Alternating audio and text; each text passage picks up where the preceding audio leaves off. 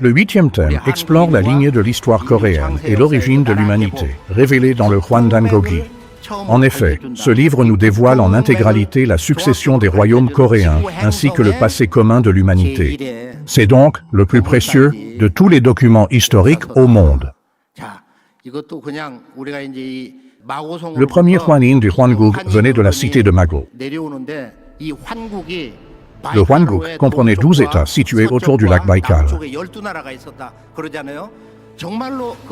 Incroyablement, leurs noms sont donnés dans le Samsongi 2 du Hwandangogi.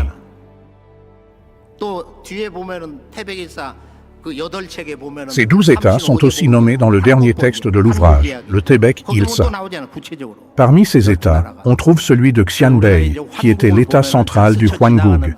Cet État était aussi appelé Sonbi ou encore Sonpe. Ces deux noms ne sont en fait que des transcriptions différentes de la prononciation ancienne de Xianbei. Il faut aussi citer l'État de Yangon dont découle la civilisation indienne. Quant aux États de Sumili et de Uru, ils ont donné naissance à Sumer. Bien que Sumer soit la racine de la civilisation chrétienne, ses liens historiques avec le christianisme sont effacés. Cela fait penser aux déformations sur l'histoire coréenne colportées par la Chine et le Japon.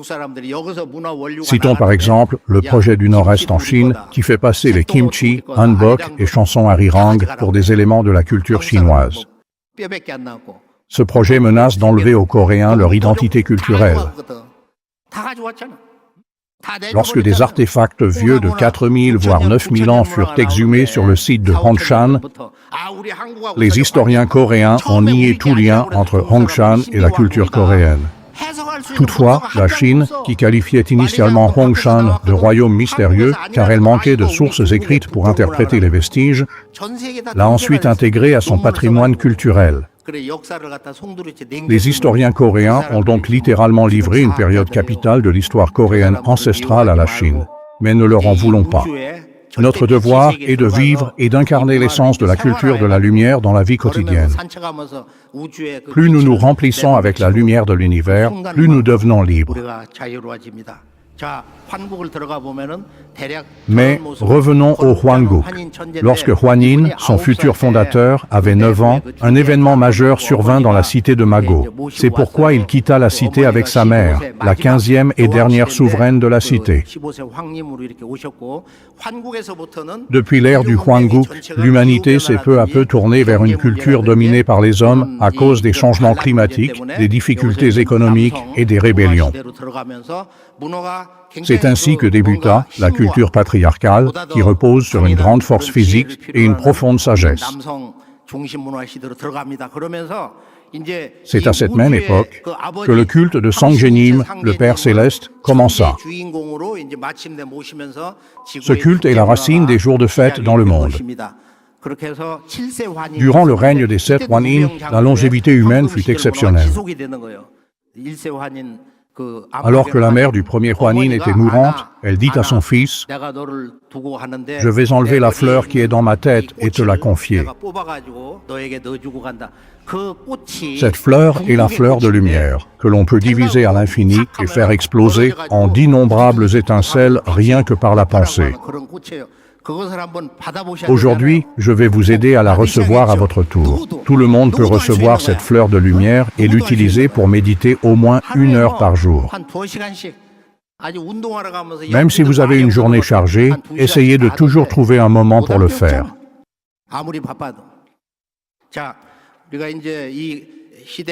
Zhuo Yang, le 4e Hwanin, a permis que le son Hum soit utilisé partout dans le monde pour la guérison. Jiwiri, le dernier Hwanin, eut un fils, nommé Hwanong, qui fut le fondateur du Bédal. Hwanong choisit Kobalwan comme nom honorifique. Ce nom signifie « pénétrer au cœur de la lumière cosmique » et « y reposer imperturbablement ». Comme son royaume déclinait, le 7e Hwanin décida de fonder un nouvel État. Kobalwan lui suggéra alors qu'une région du sud-est serait l'endroit parfait pour cela.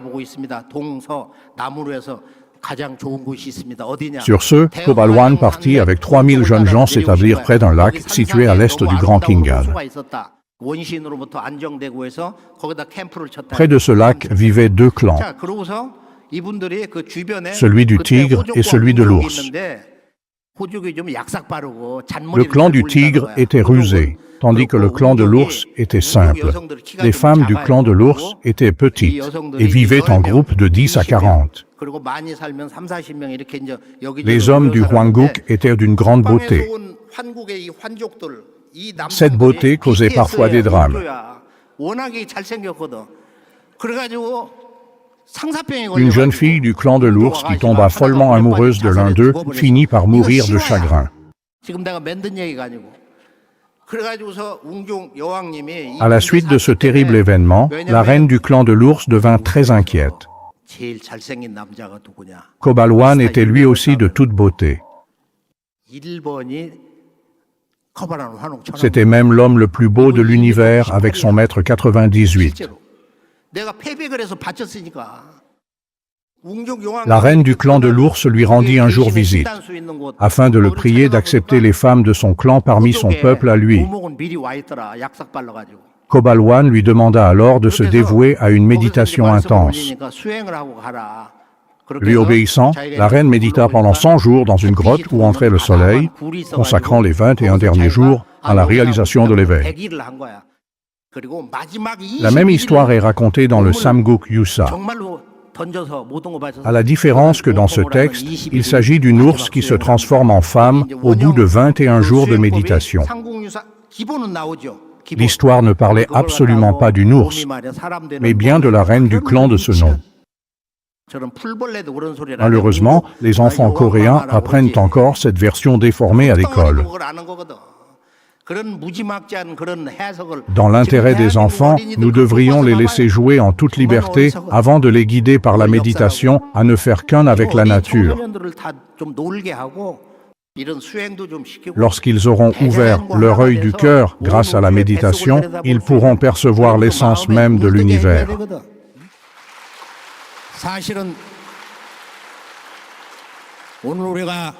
L'union du clan Hwan avec celui de l'ours permit la fondation du Bédal, le premier État coréen.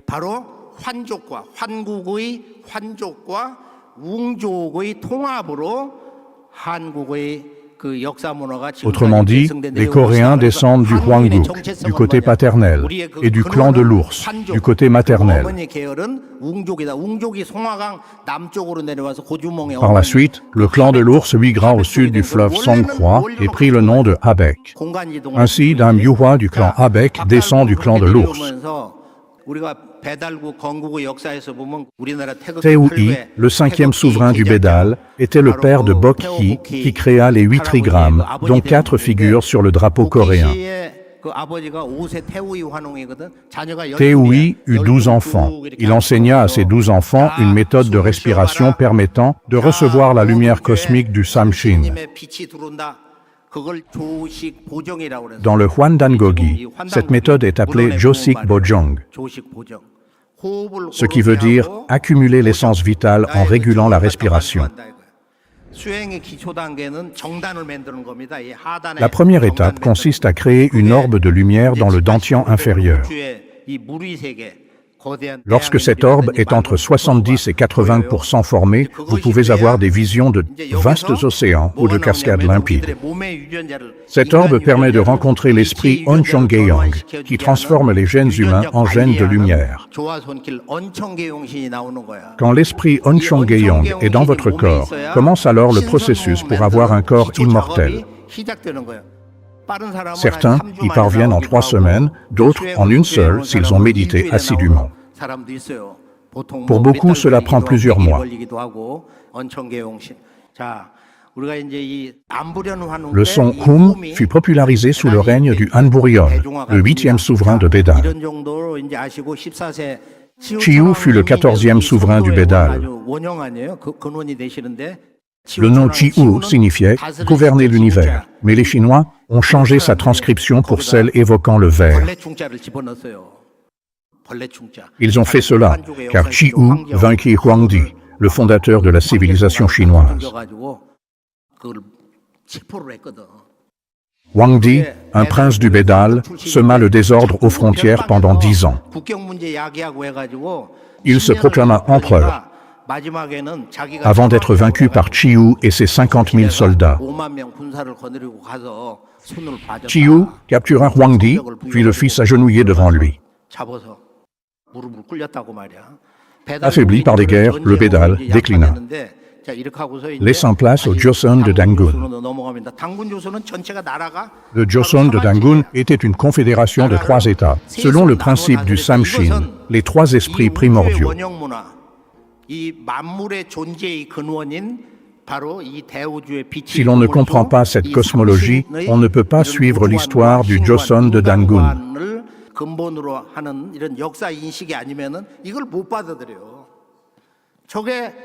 L'historien Shin Chae-ho a lui aussi parlé de ce système confédéral. Après la chute du Joseon de Dangun, ces réfugiés fondèrent, au sud de la péninsule coréenne, une nouvelle confédération de 3 États, les futurs Silla, Baekje et Gaya. Le premier Dangun eut 4 fils. Le benjamin s'appelait Buyo. Plus tard, Gumul, l'un de ses descendants, devint le 44e Dangun. Il renomma le pays le Daebuyo, le Grand Buyo. Le Daebuyo fut succédé par le Bukbuyo, le Buyo du Nord, fondé par Haemosu. Le Bukbuyo, la racine du Goguryeo, s'appelait aussi Goguryeo. L'histoire du Goguryeo couvre donc 900 ans, et non 700, comme on l'apprend à l'école. Seul le Hwandangogi révèle cette vérité.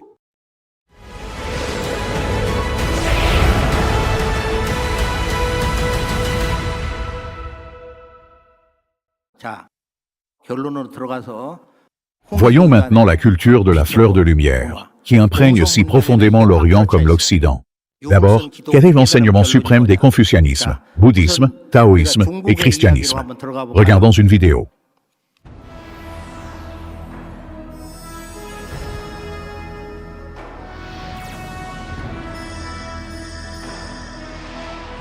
La culture de la lumière et des fleurs, en Orient et en Occident. Dans la civilisation humaine, les fleurs représentent la vérité, la bonté et la beauté, et sont le symbole de la naissance, de la mort, voire de la vie après la mort. De plus, à travers les fleurs, il est possible d'entrevoir la spiritualité et la sacralité des diverses cultures, ainsi que la philosophie et l'idéal de beauté des peuples anciens. Commençons par l'histoire du Hwanguk, le pays de la lumière. Le Hwanguk est le plus vieil État au monde. Le Hwanguk, fondé par les personnes qui ne faisaient qu'un avec la lumière de l'univers, fut le premier État de l'humanité. Hwanin Anpagyeon, le premier souverain du Hwanguk, avait reçu la fleur de lumière de sa mère, la dernière souveraine de la cité de Mago.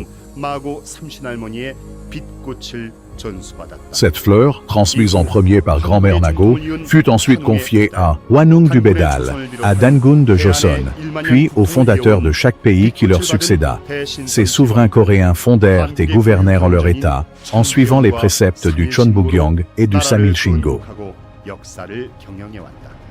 En ce sens, la fleur de lumière symbolise la philosophie des Hong-ik Ingan, les personnes éveillées, et représente la transmission de la culture de la lumière cosmique.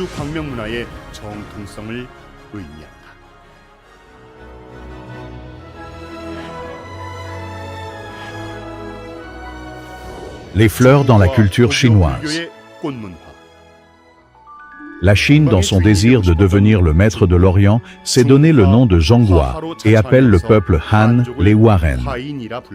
Le caractère Hua dans Zhonghua a 2 sens, briller et fleur.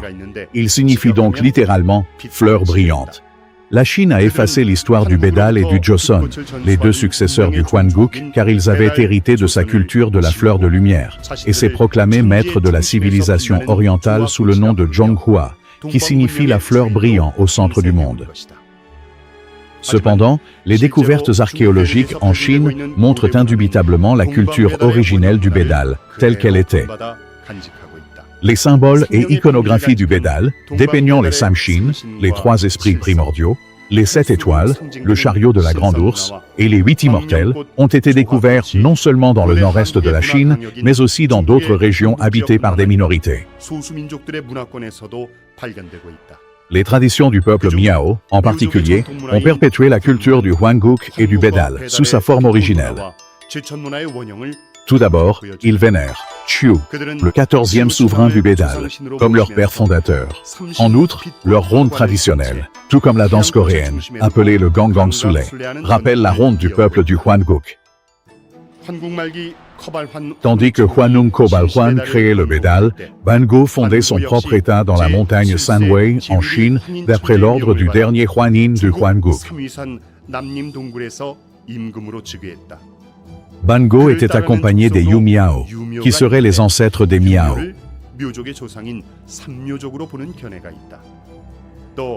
D'après le Shiji, Mémoires historiques, de Sima Qian, le roi Yao exila le peuple Miao qui vénérait Chiu dans la montagne Sanwei.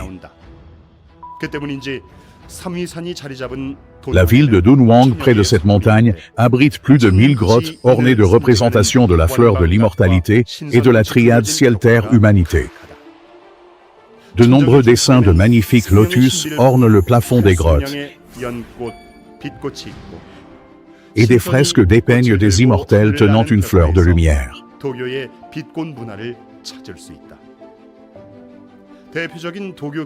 Un passage du canon taoïste dit « L'univers est rempli de lumière, et la fleur réside là où brille l'Esprit Saint. » Dans le livre « Le secret de la fleur d'or », on peut lire « La fleur d'or symbolise la lumière. Quand votre corps est plein de pure énergie yang, cette fleur s'ouvre en vous. »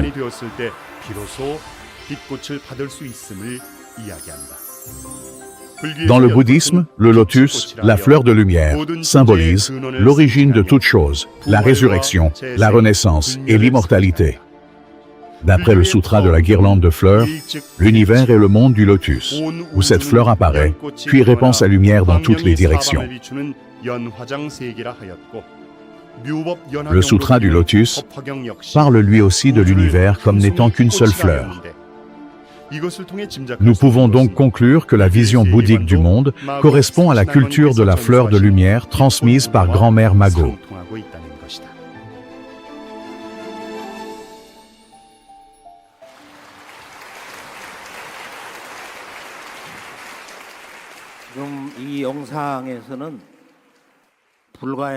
Dans le bouddhisme, la vraie nature de l'univers est comparée à une fleur. C'est le monde du trésor du lotus.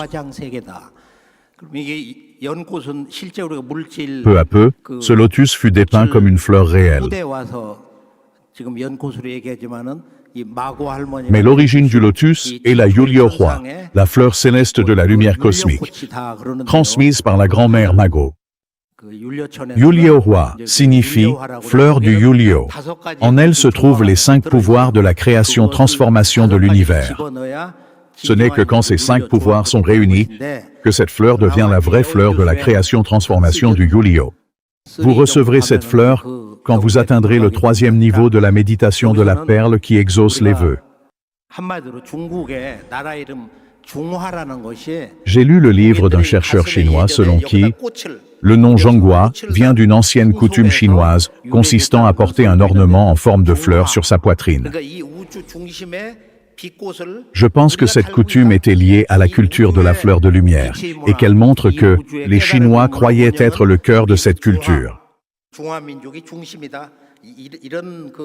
Les Chinois d'aujourd'hui ont oublié le sens originel du nom Zhonghua.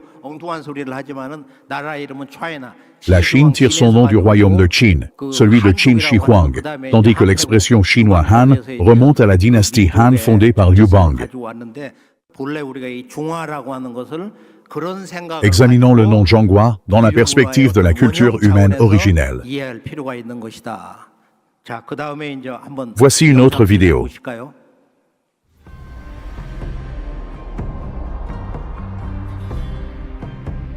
Les fleurs dans la culture japonaise. Le Shingyo, enseignement des esprits, a eu une influence directe sur le Japon. Selon le Kojiki et le Nihon Shoki, l'histoire du Japon a commencé avec les 3 premiers dieux et les 7 générations de divinités.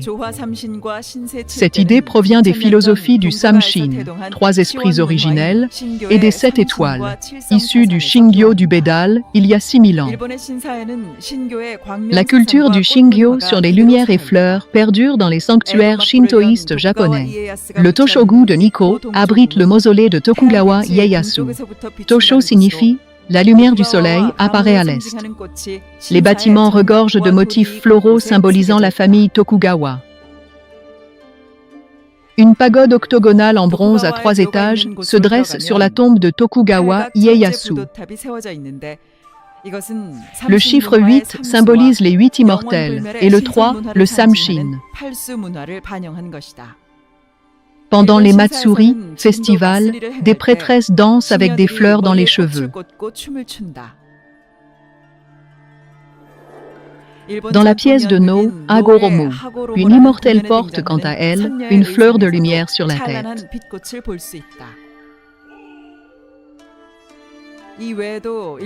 Les fleurs décorant les bodhisattvas du mont Koya et les urnes funéraires d'Okinawa incarnent elles aussi la fleur céleste de lumière. Mais à quelle époque le Shingyo du Bédal et du Joseon de Dangun arriva-t-il au Japon? Pour le savoir, il faut se tourner vers Konohana Sakuya Hime, la divinité du mont Fuji. Konohana Sakuya Hime était l'arrière-grand-mère de Jinmu, le premier empereur du Japon, mais aussi la fille d'Oyamatsuni, le dieu du mont Baekdu en Corée, qui était vénéré par les immigrés coréens au Japon. Elle aurait alors hérité du Shingyo, un enseignement né dans la région du mont Baekdu.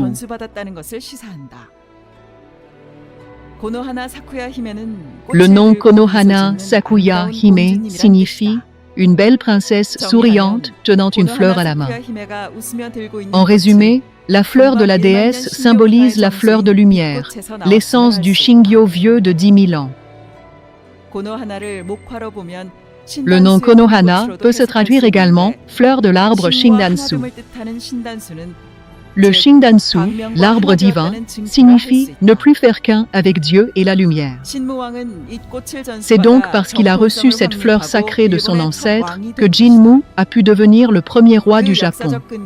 Dans le Dangun-segi, les chroniques des Dangun, du Hwandangogi, il est écrit que Hyobyahu Beban-myong traversa la mer et soumit les 3 îles en 667 avant notre ère. C'était en fait Jinmu, le premier roi du Japon.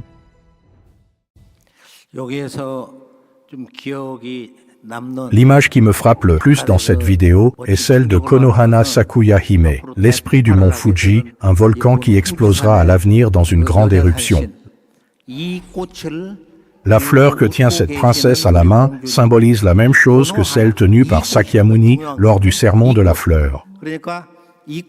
En effet, Sakyamuni délivra un jour un sermon sans parole, mais en souriant tout en tenant une fleur à la main. Il transmit alors la lignée du Dharma au seul disciple qui comprit son geste. Cette fleur symbolise la Sonjong-hwa, qui ressemble à un lotus blanc à 16 pétales.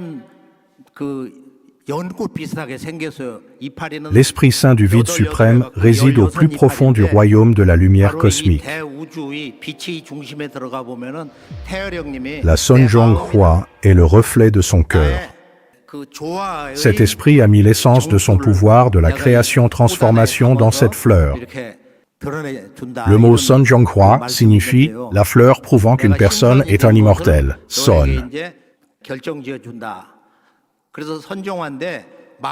Grand-mère Mago l'offre cependant aux personnes qui ne sont pas encore devenues immortelles sous le nom de Solyo-hwa. Si vous souhaitez vraiment recevoir la Solyo-hwa aujourd'hui, je vais accorder son chi à toutes les personnes présentes ici maintenant. Voulez-vous recevoir cette fleur?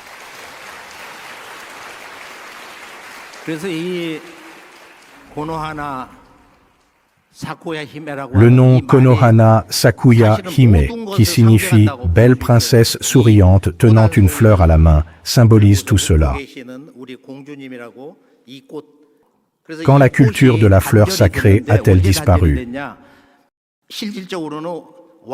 Elle a clairement continué jusqu'au royaume coréen de Goguryeo et de Daejin, Balhae, car ils enseignaient toujours le Chonbukgyong et le Samil Shingo à leur peuple. Mais cette culture a finalement totalement disparu il y a une centaine d'années, sous la dynastie Joseon. Cela est résumé par une phrase en 4 caractères chinois, qui se trouve dans le Dojeon, le texte sacré du Jeongsando, Wungjol Gyeongsok. Le sens des caractères Wungjol est que la transmission de la culture de l'éveil et de la fleur de lumière, jadis enseignée par Hwanung, a été interrompue. Je vous laisse pour plus tard l'interprétation de Gyeongsok. J'espère que les mots Wungjol vous inciteront à prendre la ferme résolution d'être régénérés. Passons maintenant aux fleurs dans la culture de l'Inde.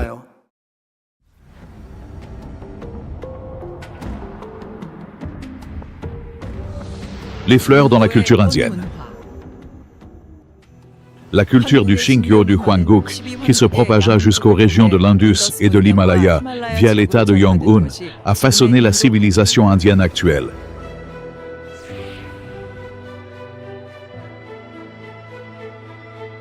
Le Tibet a hérité du mantra Om Mani Padme Hum, qui incarne parfaitement l'essence de cette culture.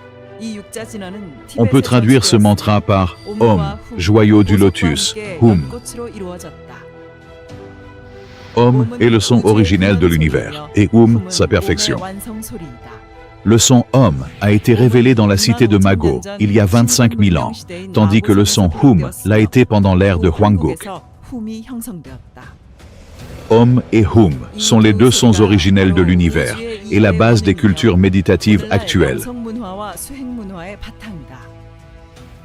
Om et Hum, les sons de l'éveil, se retrouvent dans les textes sacrés hindous, y compris les Védas. Ils deviennent lumière dans l'être humain, prenant la forme d'un joyau ou d'une fleur.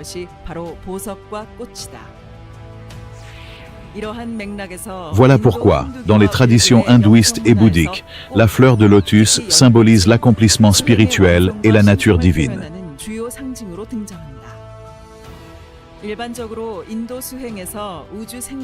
Dans la spiritualité indienne, les 7 chakras, les récepteurs de l'énergie cosmique, sont symbolisés par des fleurs de lotus ayant chacune un nombre de pétales différents. Le Sahasrara chakra, situé au sommet de la tête, est symbolisé par un lotus à 1000 pétales. Brahma, le créateur dans la trinité hindoue, aurait jailli d'une fleur de lotus. Lakshmi, l'épouse de Vishnu et la déesse de la richesse, est représentée debout ou assise sur cette fleur, tenant souvent une fleur de lotus dans 2 de ses 4 mains.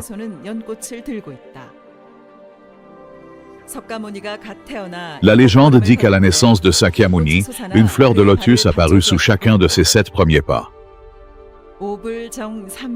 Selon le Sutra des 5 sagesses suprêmes du Bouddha, lorsque Sakyamuni transmit le mantra de la sublime lumière, une lumière intense jaillit du haut de sa tête et remplit tout l'univers, puis se changea en un énorme joyau du lotus. Le nom du maître qui a introduit le bouddhisme tantrique au Tibet est Padmasambhava, ce qui signifie « né du lotus ». La divinité indienne Kirtimukha est un indice clé reliant la culture spirituelle indienne au Shingyo du Hwanguk et à la civilisation de la cité de Mago. On trouve par exemple des représentations de colliers de perles et de fleurs de lotus sortant de la bouche de Kirtimukha dans les ruines de temples hindous. Ces images suggèrent qu'il y a 25 000 ans, lors de la transmission de la fleur de lumière par la culture de l'immortalité de Mago, une méditation pour atteindre l'immortalité apparut. Elle cherche maintenant à recevoir la fleur de lumière cosmique, l'origine de la culture de la vague coréenne.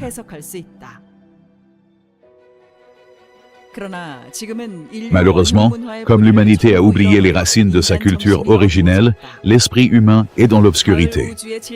Maintenant que l'automne cosmique est arrivé, l'ère du retour à l'origine commence, et nous devons retrouver la lumière cosmique, le Huan. Mais comment laisser l'obscurité derrière nous pour devenir des êtres de lumière? C'est en recevant la fleur de lumière et en réveillant notre divinité grâce à la méditation, comme le faisaient les anciens, que nous pouvons le faire.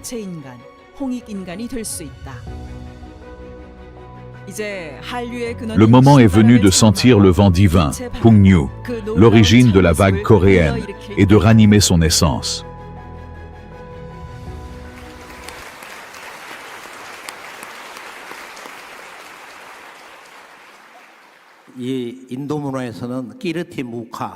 Kirtimukha est la représentation de la culture des Dokebi ou Mangnyang en Inde. Les trois esprits originels, les créateurs sans forme faits de lumière qui se trouvent à la source de l'univers, sont appelés les trois esprits Mangnyang. Lorsqu'ils créèrent le temps et l'espace, l'univers apparut sous l'effet des ondes lumineuses. Le moment de cette création peut être expliqué de plusieurs façons. Le temps et l'espace nouvellement créés sont gouvernés par 5 divinités, appelées les 5 empereurs. Parmi elles, 4 gouvernent chacune une direction et la saison qui lui est associée, tandis que la 5e contrôle le centre. Les 4 premières sont représentées par le dragon bleu, le tigre blanc, le phénix rouge et la tortue noire. Le dessin actuel de la tortue noire montre un serpent s'enroulant autour d'une tortue. Cependant, originellement, ce n'était pas d'un serpent, mais d'une séquence génétique qu'il s'agissait. Ce changement a faussé l'image de la tortue noire. Nous avons corrigé cette erreur dans nos livres de méditation. La 5e divinité, celle qui gouverne le centre, s'appelle le Hodokebi. C'est lui qui nous guide vers le monde infini de la lumière. En Inde, le Hodokebi est appelé Kirtimukha, visage glorieux. Mais Kirtimukha n'est pas la forme originelle de la culture des Dokebi. Si l'on veut vraiment comprendre la culture des Dokebi, il faut rencontrer le Hodokebi qui se trouve au cœur de l'univers, puis entrer dans le monde de la lumière. Les dieux de la Trinité hindoue, Brahma, Vishnu et Shiva, sont souvent représentés sur un lotus. Brahma est même né de cette fleur. Mais quel est ce lotus?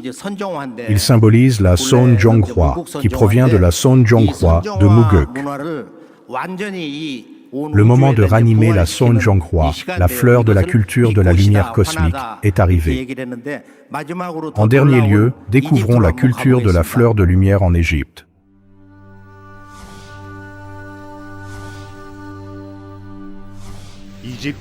Les fleurs dans la culture égyptienne.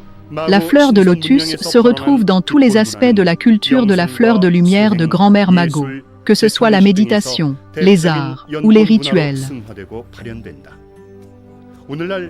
Ainsi est-elle aussi présente en Égypte. Les anciens Égyptiens avaient fait du lotus, qui pousse sur les berges du Nil, le symbole du printemps et de la Renaissance. Le lotus incarnait à leurs yeux l'alliance entre l'eau, la lumière et la terre, et symbolisait le pouvoir mystérieux de la nature à la base de la création du monde. Par-dessus tout, le lotus est le symbole de la fleur de lumière, mais aussi des sagesses, création, fertilité, régénération, immortalité et autorité royale. Le lotus est l'emblème de la Haute-Égypte, tandis que le papyrus est celui de la Basse-Égypte. L'alliance du lotus et du papyrus symbolise l'unification des deux Égyptes. Ces idées font partie de la mythologie égyptienne. Ainsi, Horus, le dieu soleil, a jailli d'un lotus en tant que fils d'Isis. Dans le papyrus de Hunéfer, on voit Osiris assis sur un trône près des eaux purificatrices de l'au-delà. Un lotus fleurit dans ces mêmes eaux et les 4 fils d'Horus se tiennent debout sur sa corolle. Devant le grand dieu Osiris, tué par son frère Seth, on voit l'œil d'Horus aîné qu'il a ressuscité. Le lotus est ici un important symbole de renaissance et de renouveau. Le dieu égyptien le plus mystérieux lié aux fleurs est Ré-Orakti, Horus de l'horizon.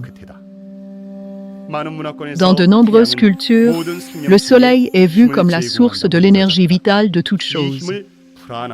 Cette énergie, appelée prana en sanskrit ou chi en chinois, était aussi cultivée par les prêtres et souverains égyptiens.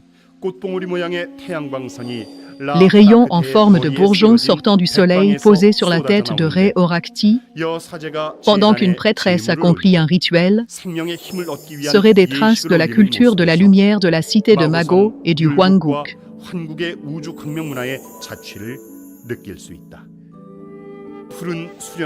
Surgit tel Néfertum du lotus bleu jusqu'aux narines de Ré et apparaît chaque jour à l'horizon. Le livre des morts. Dans le livre des morts égyptien, Néfertum personnifie le lotus. Il est appelé le seigneur des parfums ou le gardien des narines de Ré. En d'autres mots, Néfertum représente la respiration. Pour les Égyptiens, la respiration était la vie elle-même, tant au niveau physique que métaphysique.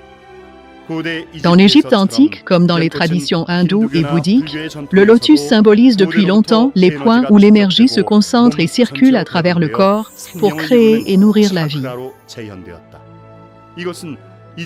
Cela se retrouve dans la tradition égyptienne avec le hiéroglyphe de Néfer, qui correspond au cœur et à la respiration, et qui symbolise les jeunesses, beauté, bonheur et chance sur les amulettes.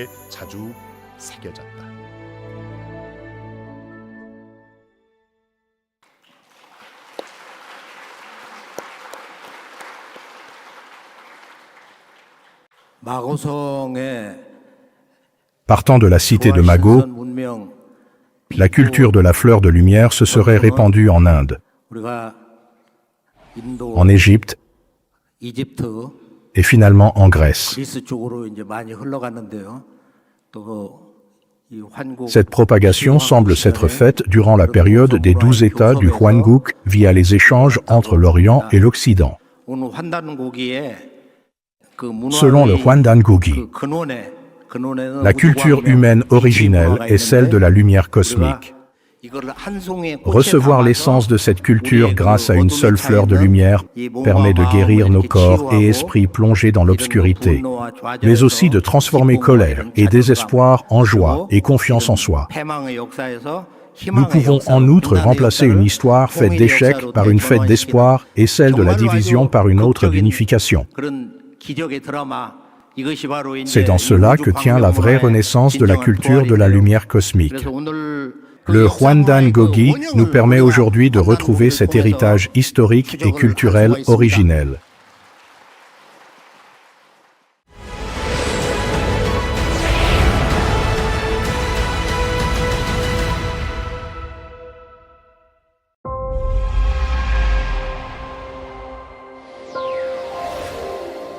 Connaître la fleur de lumière du Samshin. Depuis toujours, l'être humain s'interroge sur l'origine et le sens de la vie. Quelle est l'origine de l'univers, de l'être humain? Quelle est la nature de Dieu? Que trouve-t-on au début et à la fin du temps et de l'espace? Pour répondre à toutes ces questions et ainsi percer les mystères de la nature, l'homme s'est tourné vers la religion, la philosophie, l'art, la littérature ou encore la science.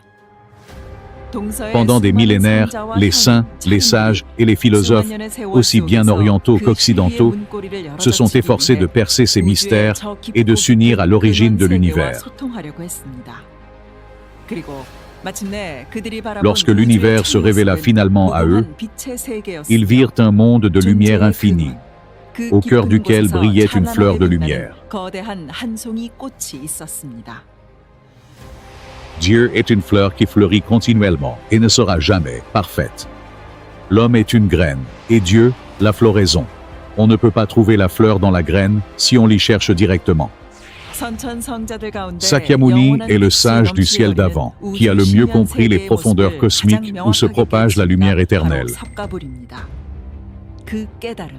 L'éveil, la réalisation de l'extinction est la finalité de la pratique bouddhique. Malheureusement, la culture de la fleur de lumière s'est perdue, car peu de pratiquants ont réalisé l'éveil.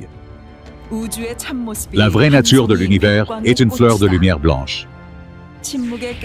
La culture de la fleur de lumière, transmise via un éveil silencieux, est l'archétype de la culture spirituelle. On peut en trouver la preuve dans le Hwandan Gogi, qui révèle la culture originelle et la vraie histoire de l'humanité. En effet, on y apprend que nos ancêtres, qui communiaient avec le ciel et la terre, grâce à la méditation de la fleur de lumière, fondèrent et dirigèrent des états de lumière. Le Hwan, la lumière cosmique, est l'essence du Hwandan Gogi.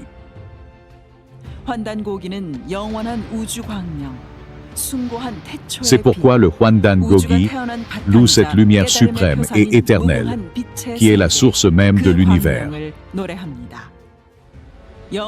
Dans le Hwandan Gogi, la fleur de lumière au rayonnement éternel est appelée la Hwanhwa, tandis que la personne qui ne fait qu'un avec elle est un Rang ou Nang. D'autre part, la personne qui sert le Samshin en ne faisant qu'une avec la lumière cosmique est appelée un Samnang. Les Hwarang du royaume de Shila découlent des Samnang. C'est dans cela que réside la valeur du Hwandan Gogi. La culture de la fleur de lumière, provenant de la culture humaine originelle de l'immortalité, se révèle finalement à nos yeux.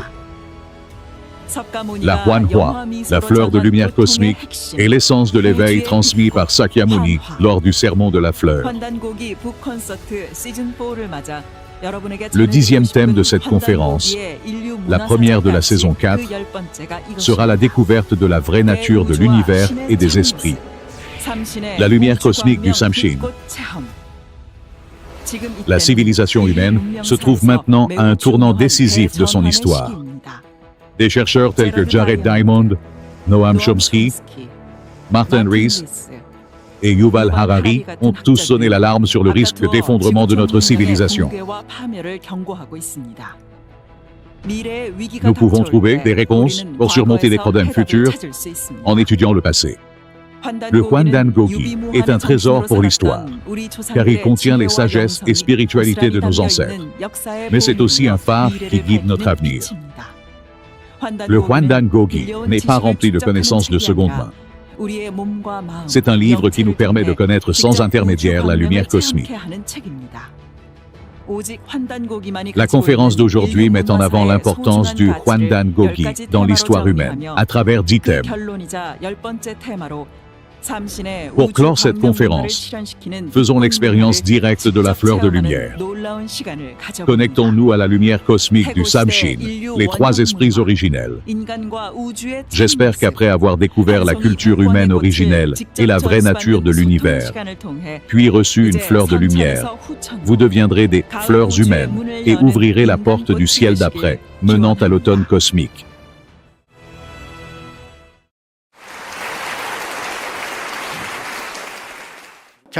Pour finir, vous allez recevoir 3 fleurs de lumière. Elles descendront lentement du ciel.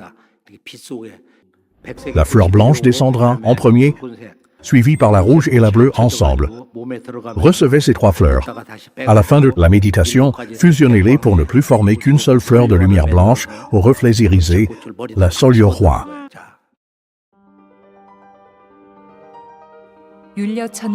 Quand la porte du ciel du Yulyo s'ouvre, vous recevez en premier une fleur blanche, symbole de Muguk.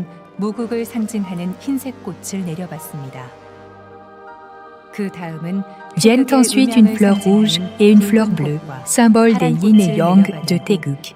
La fusion de ces 3 fleurs donne une Solyo-Hwa blanche aux reflets irisés. La fleur blanche fait environ 13 cm de diamètre et sa tige une quinzaine de centimètres. Quant aux fleurs rouges et bleues, elles font environ 5 cm de diamètre avec une tige de la même longueur que celle de la fleur blanche. Étant des fleurs spirituelles descendues du ciel, elles sont toutes les trois invisibles.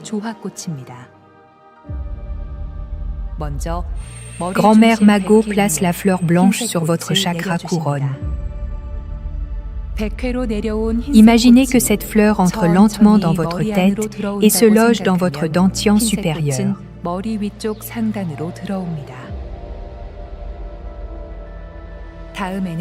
Méditez alors en la divisant en une multitude de fleurs plus petites. Continuez votre méditation en n'arrêtant pas de diviser les fleurs jusqu'à ce qu'elles remplissent votre corps.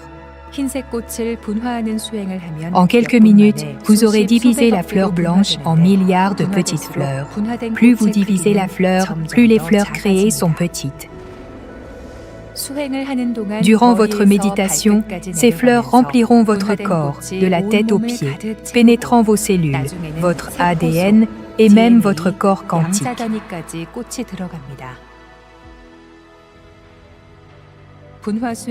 La division finie, faites remonter les fleurs de vos pieds jusqu'à votre tête, tout en les fusionnant pour qu'elles ne forment de nouveau plus qu'une seule fleur blanche.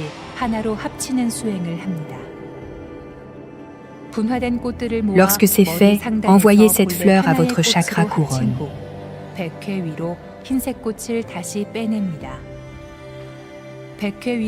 Elle sera alors remplie par la lumière cosmique de la création-transformation. Répétez ce rituel avec la fleur rouge et la fleur bleue. Quand vous aurez fini le rituel pour chaque fleur, méditez pour que les trois n'en forment plus qu'une. Elles deviendront alors une Sol-Yo-Hwa aux reflets irisés.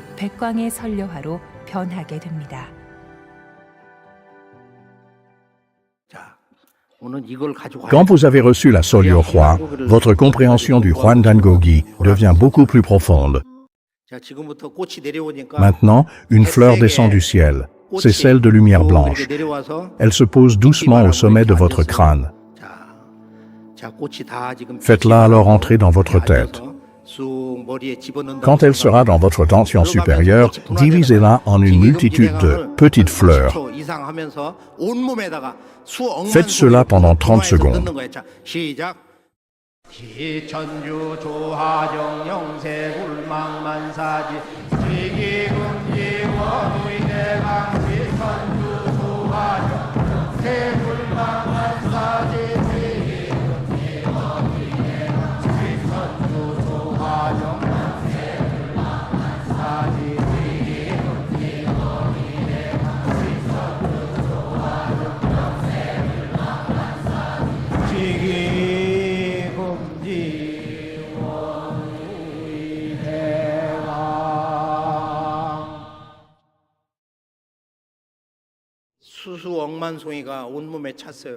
Votre corps est à présent rempli de milliards de fleurs que vous allez ensuite fusionner tout en les faisant remonter jusqu'à votre tête.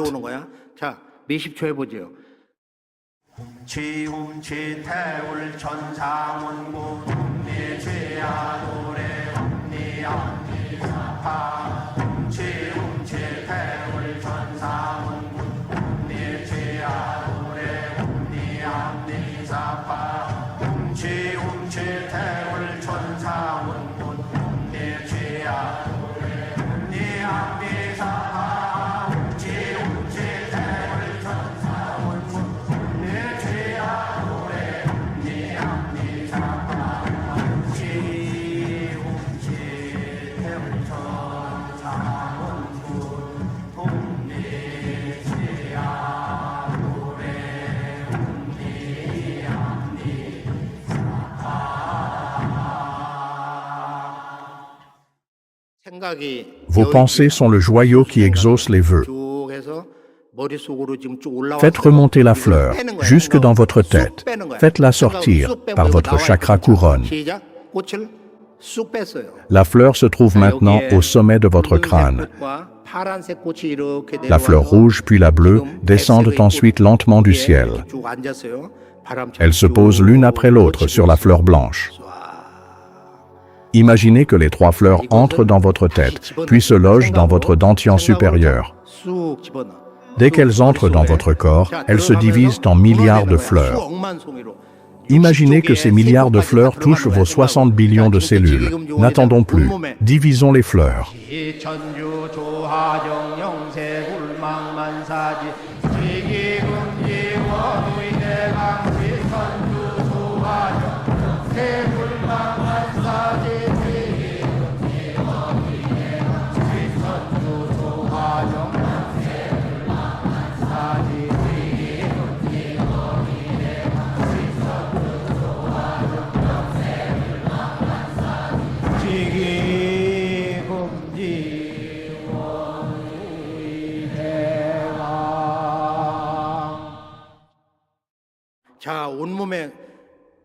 Maintenant, rassemblons et fusionnons les fleurs pour n'en faire qu'une, la Solyo-hwa.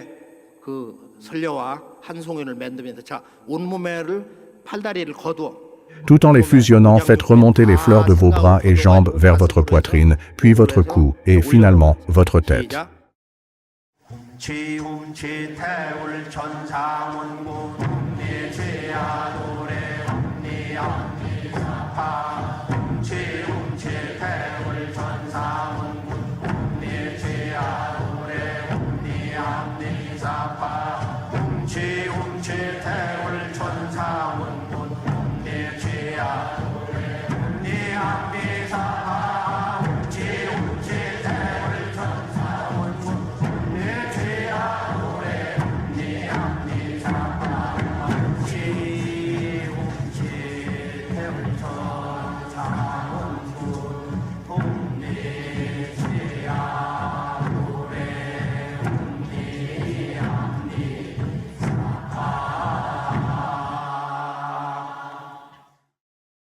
Ensuite, faites sortir par la pensée les 3 fleurs de votre tête par votre chakra couronne. Cet exercice peut sembler difficile au début pour les gens âgés, malades ou traumatisés, mais le plus dur est de faire le premier pas.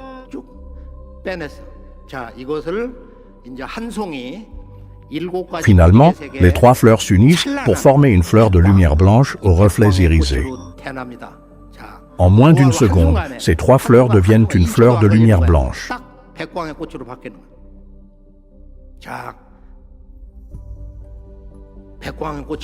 La transformation est maintenant finie. Voilà la fleur de lumière blanche aux reflets irisés. Quand vous recevez cette fleur, vous devenez un être de lumière. Vous pouvez guérir votre corps grâce à la Solyo-hwa. Je vais à présent vous confier une méthode de méditation très spéciale.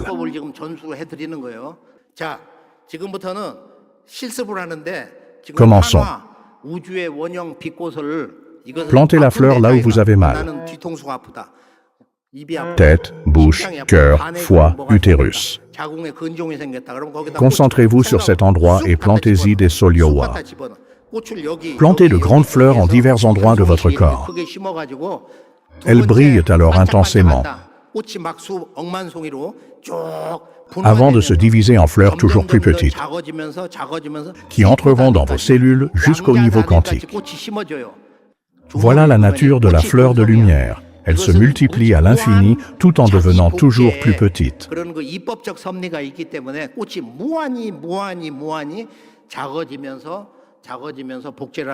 Finalement, une explosion de lumière se produit. Les fleurs de lumière éclatent dans tout votre corps, d'abord quelques-unes, puis toutes ensemble. Grâce à cela, l'énergie de la création-transformation du Yulyo s'active et guérit votre corps. Commencez, plantez les fleurs de lumière et laissez-les briller.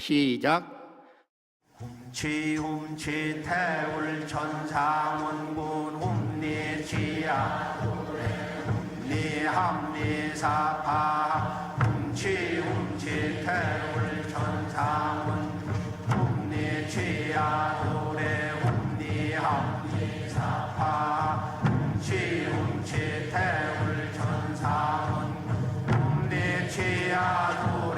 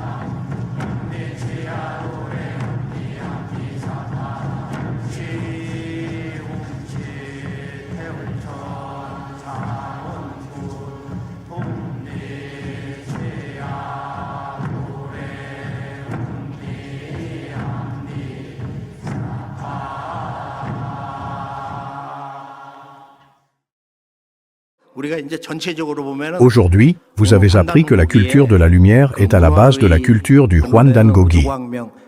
De plus, vous savez aussi qu'en recevant une fleur de lumière, vous pouvez guérir vos corps et esprits. Retrouvez tout cela et bien plus encore dans l'École des Immortels Orientaux, une émission de la chaîne STB. Ensemble, nous surmonterons les désastres et maladies futures et bâtirons une nation universelle, le nouveau Hwanguk, pour les 50 000 années du ciel d'après. C'est sur ces mots que je conclurai cette conférence. J'espère de tout cœur que vous deviendrez les meneurs de cette ère nouvelle, les fondateurs de la lumineuse nation future. Merci.